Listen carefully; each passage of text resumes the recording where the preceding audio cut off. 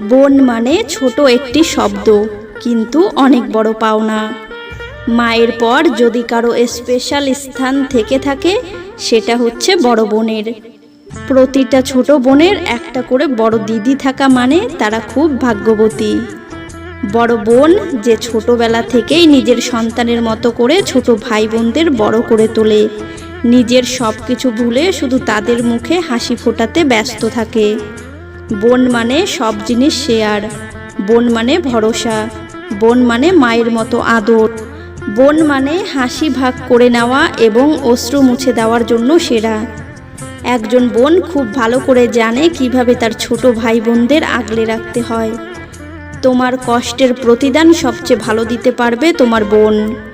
বোন মানে সব জিনিস শেয়ার, বোন মানে ভরসা, বোন মানে মায়ের মতো আদর, বোন মানে মারামারি, বোন মানে বিশ্বাস, বোন মানে বুকের মাঝে তার জন্য এক অন্য স্থান।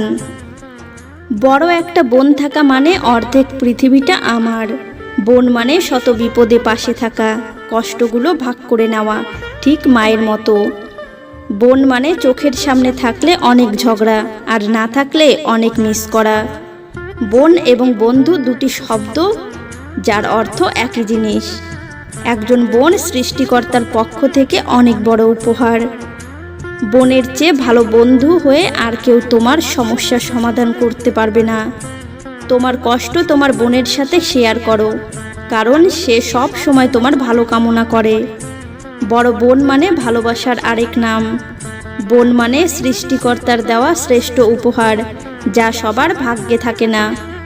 বোন মানে ঝগড়া না করলে পেটের ভাত হজম হয় না।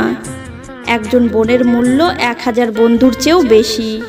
একজন বোনের ভালোবাসা পৃথিবীর সকল মূল্যবান জিনিসের চেয়ে পবিত্র। তোমার মূল্য আর কেউ না বুঝলেও তোমার বোন বুঝবে।